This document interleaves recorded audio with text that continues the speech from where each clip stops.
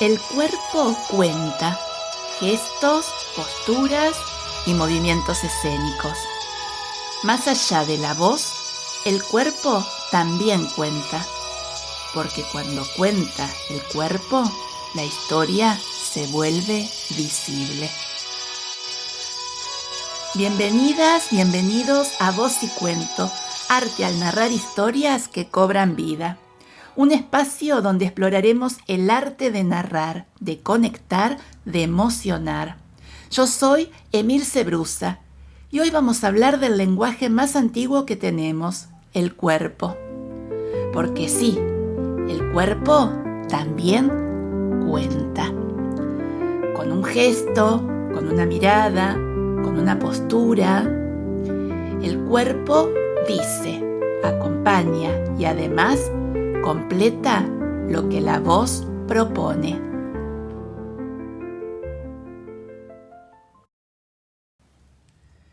En la narración oral escénica, la palabra no flota sola.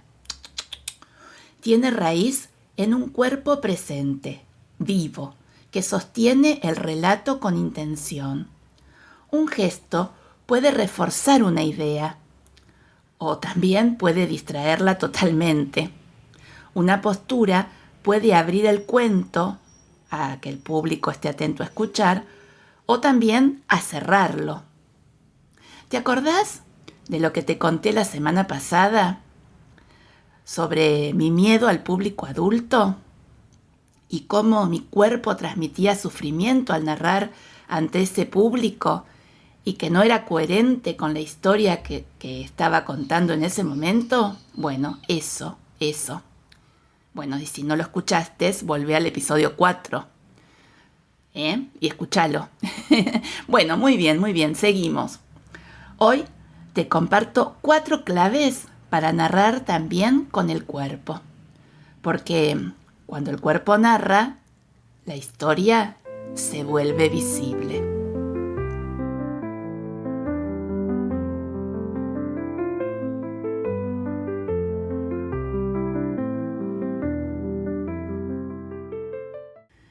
Clave 1.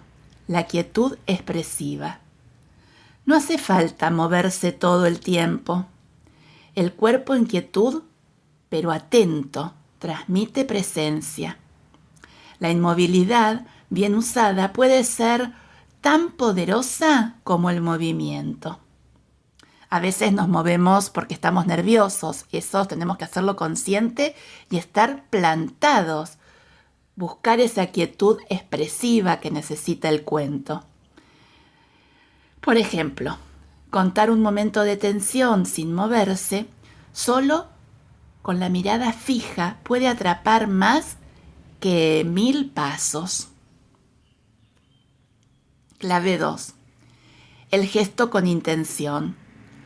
Cada gesto que haces debe tener un propósito. No mueva las manos por costumbre. Que cada movimiento acompañe la emoción o la imagen que estás contando. Por ejemplo, una mano que se cierra lentamente mientras decís, y él sintió cómo el miedo lo apretaba. Transmite más que una frase sola. Clave 3. El espacio como escenario. El espacio que ocupa también comunica. ¿Caminás? ¿Te acercás al público? ¿Te alejás? Moverse sin sentido puede cambiar el ritmo del cuento. Por eso todo esto tenés que marcarlo en tu partitura del cuento, que ya hemos hablado en otros episodios, para tenerlo presente en el momento de contar. Por ejemplo, avanzar mientras hablas de un personaje que toma coraje, o retroceder al contar una huida. Clave 4. La coherencia corporal. El cuerpo debe estar alineado con lo que decís. No digas, tenía miedo, sonriendo. Tenía miedo. No, tenía miedo. Y con los hombros relajados. Tu cuerpo tiene que decir lo mismo que tus palabras, o el público no te va a creer. Por eso la coherencia corporal, como te decía, con mi miedo a los adultos, es fundamental de trabajarlo. Por ejemplo, si narras una escena triste, baja un poco la cabeza, solta los hombros, deja que la emoción te habite. Deja que la emoción te habite.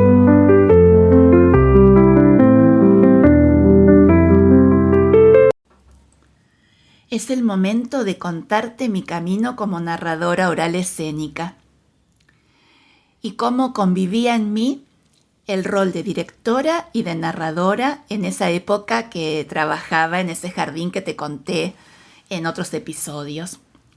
Bueno, la cuestión era esta. Yo quería llevar los cuentos a las aulas porque en ese momento habíamos recibido la caja de libros que enviaba el Plan Nacional de Lectura y entonces era una caja para 6 salas a la mañana y 6 salas a la tarde, era como que era demasiado poco. Entonces se me ocurrió realizar junto con un auxiliar, Antonio, que yo le decía San Antonio porque era MacGyver para mí, una habilidad terrible en todo sentido, en todo lo que había que hacer en el jardín. Bueno, se me ocurrió hacer una biblioteca ambulante. Él con unas maderas me hizo la biblioteca, ahí pusimos todos los libros que habían llegado, tenía rueditas, entonces las maestras en el proyecto de biblioteca se llevaban rodando esa biblioteca a las aulas y trabajaban los libros que eran para todo el jardín. Bueno, entonces a mí se me ocurrió que los viernes me llevaba uno que seleccionaba, lo preparaba el fin de semana y los lunes a la mañana, después del saludo, contaba ese cuento para todos los nenes del turno mañana y los días martes que yo iba a la tarde, bueno, hacía lo mismo en el turno tarde. Entonces se me ocurrió hacerme un pintor de brillos, un pintor de lentejuelas. El narrador ya te dije que no es un actor, pero yo tenía que sacarme este rol de directora para pasar a un rol de narradora en ese ámbito con ese público cautivo que eran los niños de todo el jardín. Bueno, entonces armé una bolsa cuentera que era de color turquesa, saludábamos a la bandera, al jardín y después ellos cuando me veían con esa bolsa cuentera, esa bolsa turquesa, ya sabían que venía el cuento. Al principio, bueno, lo tuve que presentar y contarles lo que había y adentro sacaba el pintor de brillos, que era tipo un chalequito que me pasaba por la cabeza y me lo ponía arriba del pintor de cuadrillé. Y bueno, y comenzábamos con la frase, para mí contar un cuento es una fiesta, decían todos en coro. Y lo repetíamos, para mí contar el cuento es una fiesta. Por eso me vestía de brillos y en ese momento sacaba de la bolsa cuentera el cuento que les iba a narrar. A veces lo sacaba primero, otras veces lo sacaba al final para que ellos pudieran imaginar sus propias imágenes mentales de lo que les iba contando. Bueno, eso fue grandioso porque las maestras me preguntaban, ay, Emilce, qué hermoso cuento, ¿de dónde lo sacaste? Y yo les decía, chicas, está en la biblioteca, en la puerta del jardín. Y bueno, servía también para eso, ¿no? Para incentivar la lectura, para leer junto con los nenes. Después cada maestra hacía lo que quería con ese ratito de narración. Podían trabajarlo en la sala o bien solamente era eso, un ratito de encontrarnos con la palabra, de escuchar historias nuevas. Y lo más gracioso, que a veces los papás venían a contarme que por ahí en la radio alguien contaba un cuento y que los nenes le decían, está la señorita Emilce contando un cuento, subí el volumen. Bueno, era muy gracioso, es como que se logró ese momento tan mágico que se logra al narrar, al encontrarnos un público, en este caso los nenes del jardín con sus docentes, la directora narradora y el cuento. Y bueno, me llevo unos lindos recuerdos. Y también ahora recuerdo que otra de las actividades que se hacían así espontáneas después del cuento era que se abría a preguntas. Entonces los nenes venían todos, estaban todos cerquita mío, y a veces del cuento que les narraba surgían distintas preguntas que bueno, se iban respondiendo, o a veces tenían que trabajarlas con la maestra y después me llegaban a la dirección las respuestas, ¿no? Por ejemplo, sus miedos, los sueños que tenían, depende del cuento que yo narraba. Bueno, y volviendo al tema de hoy, recuerdo una anécdota de esto de contar como que el cuento tiene que tener coherencia con lo que estamos diciendo. Hace unos años, la biblioteca de la Universidad de La Plata, fuera de su horario habitual, abría las puertas de la biblioteca con distintos eventos. Y en uno de ellos, yo había elegido un cuento que se llama Pan Casero, que es mío, que después te lo voy a contar y lo vas a escuchar. Entonces, es un cuento que necesita una emoción fundamental. No te voy a revelar lo que vas a escuchar dentro de un ratito. Pero como yo me río todo el tiempo y es parte de mi personalidad y no lo puedo evitar y a veces ni me doy cuenta, al narrar tuve que hacer un trabajo también de tomar conciencia que si estoy contando algo que necesita una emoción, que no es reír, como dije en los ejemplos, tengo que estar buscando esas imágenes en mí para buscar esa emoción, para transmitir y acompañar lo que estoy contando. Bueno, y entonces, antes de ir a la función en la biblioteca de la Universidad de La Plata, yo estaba repasando mentalmente mi cuento y en casa, ¿no? Y estaba concentrada buscando esas imágenes. Y en ese momento pasa mi hijo y vuelve y me dice, mamá, ¿qué te pasa? Porque vio un gesto que no era propio de mí y dije, bueno, estoy transmitiendo lo que quiero lograr con este cuento. Entonces le expliqué, no, estoy practicando mentalmente mi cuento, buscando la emoción y te agradezco que que te hayas tomado el trabajo de venir a mirarme y preguntarme si me pasaba algo, porque quiere decir que mi cuento está acorde con lo que tengo que contar en la historia. Así que bueno, esas son anécdotas que van dejando la narración oral en los escenarios, tanto en la escuela como en los otros distintos espacios, como en este caso la biblioteca de la Universidad de La Plata, y siempre aprendiendo, compartiendo y haciendo lo que me gusta, que es narrar historias.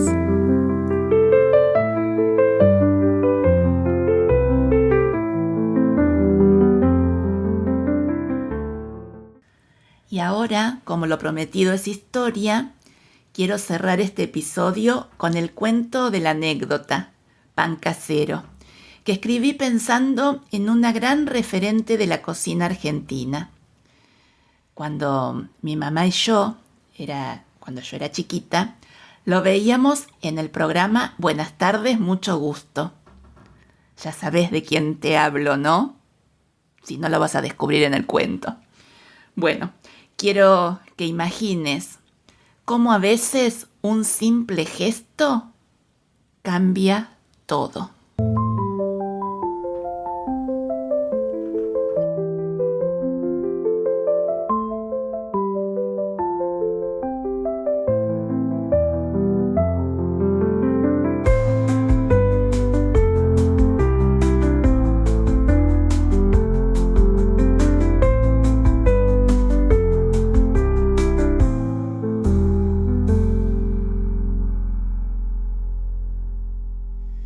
La crisis del 2001 hizo que repitiera la historia de mis abuelos. Emigrar en busca de nuevos horizontes y un mejor pasar. Había perdido mi empleo. Mi abuela favorita, Tatá, había fallecido hace unos meses y estaba pasando por una gran inestabilidad personal. Necesitaba aire, nuevos aires.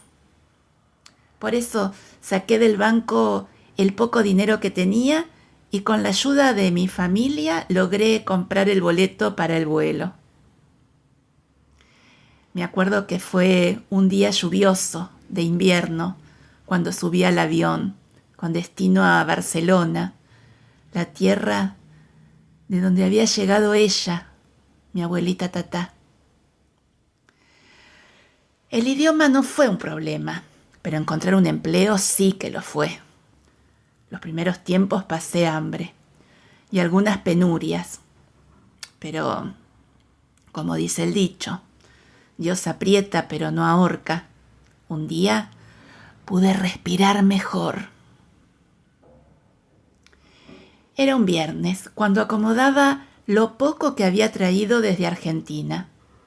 Y ahí fue que encontré el libro, ese libro de cocina heredada de mi abuelita Tatá. Ella, que lo quería tanto porque era una gran cocinera, era una abuela que siempre te esperaba con los platos más exquisitos, esos que llenaban de aromas deliciosas, y todo aprendido por ese libro, la Biblia Sagrada, decía ella, el libro de recetas de doña Petrona C. de Gandulfo. Agarré el libro, me senté en el sillón y empecé leyendo el prólogo. Ese día cambió todo para mí. Quizás fue el ángel de mi abuela, no sé, o el de Petrona, o el de doña Petrona, no lo sé tampoco, no lo sabré nunca. Pero sentí que alguien me susurraba la idea dentro de mi cabeza. Cocinar y vender platos únicos. Cocinar y vender platos únicos. Sí, cocinar y vender platos únicos. Cocinar y vender platos únicos. Cocinar y vender platos únicos. Seguí leyendo sin parar. Leí casi todo el libro en menos de una hora, creo.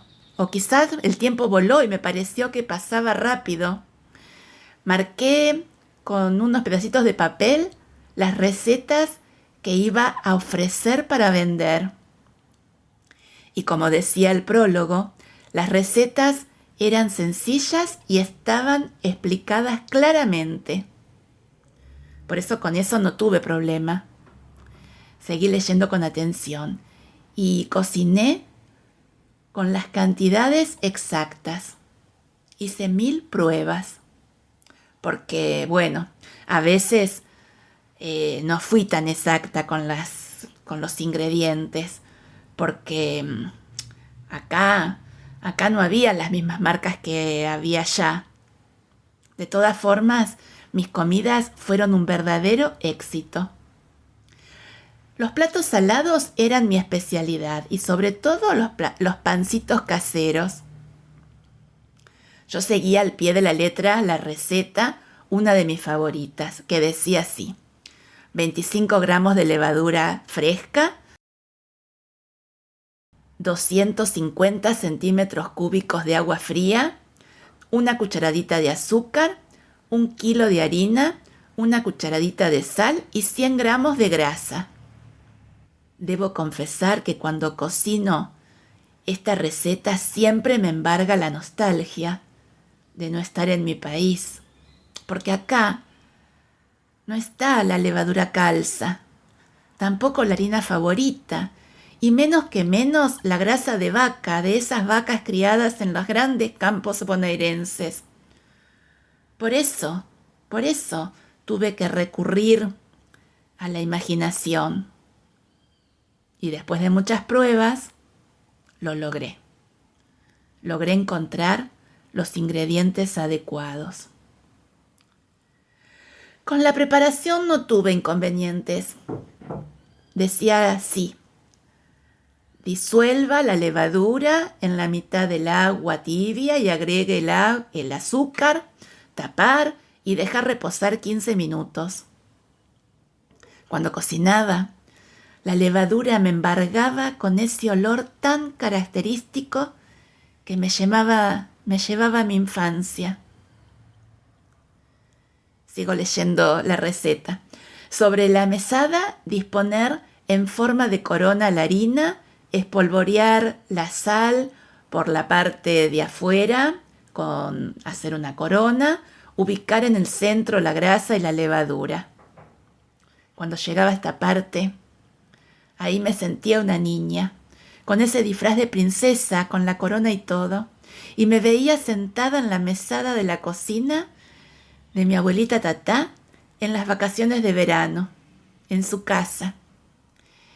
Y me entretenía ella con estas recetas, sobre todo estos pancitos y otras cosas que me enseñaba. Sigo leyendo. Unir desde el centro hacia afuera, incorporando el agua tibia restante y agregando lo necesario para obtener una masa que no sea ni muy blanda ni muy dura. Amasar bastante. Esta era mi parte favorita, porque mientras introducía mis dedos, mis manos en la masa, mis pensamientos y mis sentimientos se unían, se pegoteaban, se alargaban y se estiraban, se alejaban y se acercaban junto con la tristeza, con mi extrañar, con la soledad.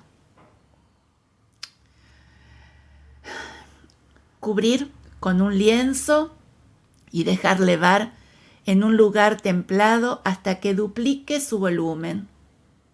Luego cortar en trozos y formar bollos. Dejar levar 20 minutos más. Cuando hacía esta parte, aprovechaba para ordenar mis ideas, para sacudirme los recuerdos y poner en la balanza de cómo seguir viviendo y en dónde. La receta seguía así. Después, hacer con cada bollo un pan, colocarlo en chapa y dejar leudar de nuevo. En la superficie de cada bollo, realizar un corte profundo en cruz. Cocinar en horno moderado hasta que al golpear la base con los nudillos suene hueco. Con cada corte me hacía una pregunta y con cada golpe me respondía. Cuando estaban listos los sacaba del horno y era mi orgullo mayor. Era ese perfume único que se colaba desde la puerta de la cocina, que en ese momento era una casa vieja y para mí era a la vez nueva, y el perfume de esos pancitos salía por la puerta. Subía al aparador del comedor, donde acariciaba los portarretratos donde estaban los rostros de todos mis afectos. Y después salía a la calle, llamando a los clientes, que se acercaban uno a uno a comprarlos. Enseguida me golpeaban la puerta. Se los llevaban contentos a esos pancitos caseros, salados, calentitos y tiernos. Cada persona que probaba mis panes caseros decían que nunca habían probado nada igual. Algunos hasta me pedían la receta. Y yo se las copiaba en una hoja de cuaderno. Claro, la receta de doña Petrona, la que estaba en el libro sagrado de mi abuelita Tatá. Pero le sonreía. Le sonreía porque no les contaba mis secretos. Ahí no se los escribía. Es que cuando agregaba la sal A esa gran corona de harina caía de mis ojos 2 lágrimas, las lágrimas de mi extrañar, que le daban ese sabor tan especial que nadie, pero nadie podía igualar.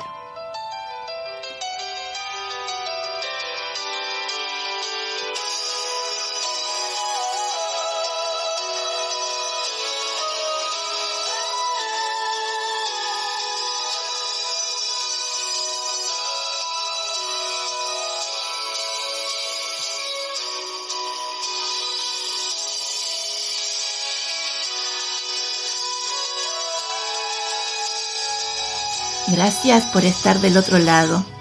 Esto fue Voz y Cuento, arte al narrar historias que cobran vida. Este podcast no tiene anuncios. Si querés ayudar a este proyecto, te invito a que me compres un cafecito. En las descripciones encontrás el link. Y si querés aprender a contar cuentos, entra a www.vozycuento.com y date una vuelta por la escuela de narración para encontrar los cursos. También podés seguirme por Instagram, @emilcebrusa. Nos encontramos la semana que viene en el próximo episodio, donde seguiremos explorando este maravilloso universo de contar historias. Hasta entonces, recordá contar con arte y con el cuerpo presente. Te mando un abrazo. Nos escuchamos entre cuento y cuento.